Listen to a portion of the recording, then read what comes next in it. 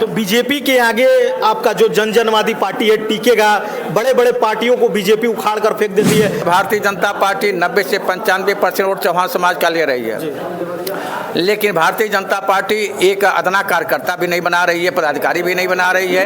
वो टिकट देना तो अलग की बात है। हमारा चौहान समाज बहुत लोगों को वोट देते चला आया है और हमारे लोगों ने तय किया है कि हमने बहुत लोगों को वोट दिया है, अब हम अपने लिए वोट मांगेंगे और हमारा समाज अब अपने लोगों अपने प्रत्याशी को वोट करेगा और दूसरे किसी प्रत्याशी को वोट नहीं करेगा। हमारा भारतीय जनता पार्टी की सरकार चल रही है प्रदेश में।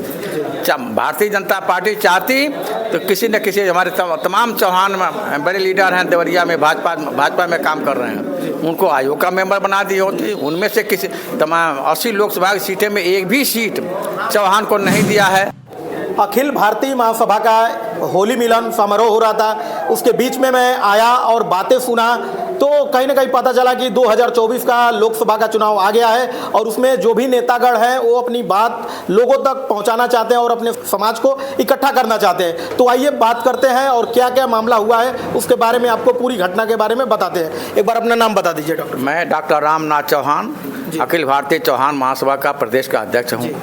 तो डॉक्टर साहब, क्या चौहानों को संदेश आप लोग देना चाहते हैं? आज अखिल भारतीय चौहान महासभा के बैनर के नीचे देवरिया जनपद के सभी के चौहान जो क्रीम तबके के चौहान हैं उनको मैंने आज इकट्ठा किया था होली मिलन समारोह में।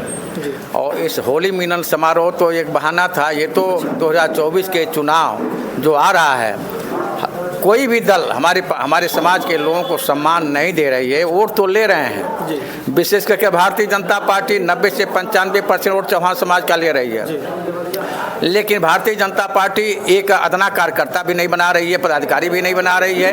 वो टिकट देना तो अलग की बात है। भारतीय जनता पार्टी की सरकार चल रही है प्रदेश में।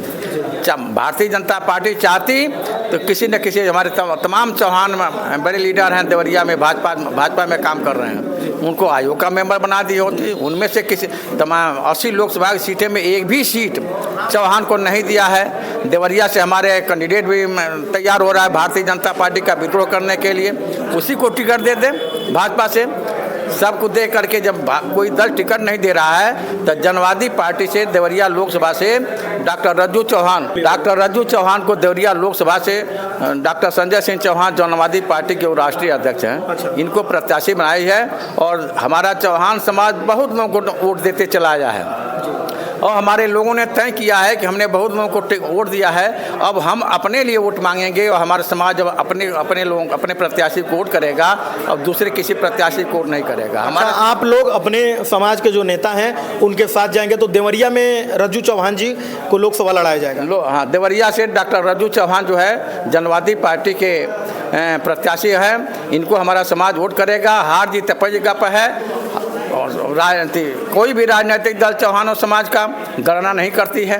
अच्छा। कोई भी मीडिया भी जो है चौहान समाज का गणना में कहीं दिखाती नहीं है। लेकिन इस बार हम डॉक्टर रज्जू चौहान को देवरिया लोकसभा का चुनाव लड़ा करके लाखों लाख वोट दिलवा करके हम सदन भेजेंगे, एकदम सदन में भेजेंगे और सारे राजनीतिक दल इस बार हार जाएंगे। हमारे साथ अति पिछड़ी जातियां सब इकट्ठा हो रही हैं। तो बीजेपी के आगे आपका जो जनवादी पार्टी है टिकेगा? बड़े बड़े पार्टियों को बीजेपी उखाड़ कर फेंक देती है। अभी देखिए दिल्ली में अरविंद केजरीवाल आम आदमी पार्टी को तुरंत जेल में भेज दिए उनको, फिर झारखंड में देख लीजिए, चारों ओर। इससे डर नहीं आप लोग को लग रहा है? ईडी सीबीआई आपको जांच करेगी? फिर ईडी सीबीआई से हमको डर भय नहीं है और न जेल जाने का डर भय है। अच्छा। भारतीय जनता पार्टी को इस बार देवरिया लोकसभा सीट से हराना है।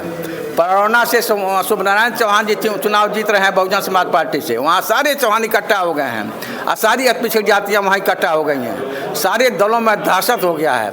आज डॉक्टर रज्जू चौहान को प्रत्याशी घोषित करने से भारतीय जनता पार्टी और गठबंधन के सारे नेता घबरा गए हैं, इसलिए कि चौहानों का वोट लेकर राज करते थे। अब चौहान किसी को वोट नहीं करेगा, चौहान अब अपने समाज के प्रत्याशी को वोट करेगा और पिछड़ी जात के लोग भी एक तरफा तैयार हैं और सबकी नींद खराब हो गई है। अब डॉक्टर रज्जू चौहान देवरिया से और लोकसभा सांसद बनने वाले हैं। लोकसभा सांसद बनने वाले। तो आइए डॉक्टर रज्जू चौहान जी से बात करेंगे, जो जनवादी पार्टी के बताया जा रहा है कि कैंडिडेट हैं, इनसे बातें करेंगे। एक बार अपना शुभ नाम बता दीजिए।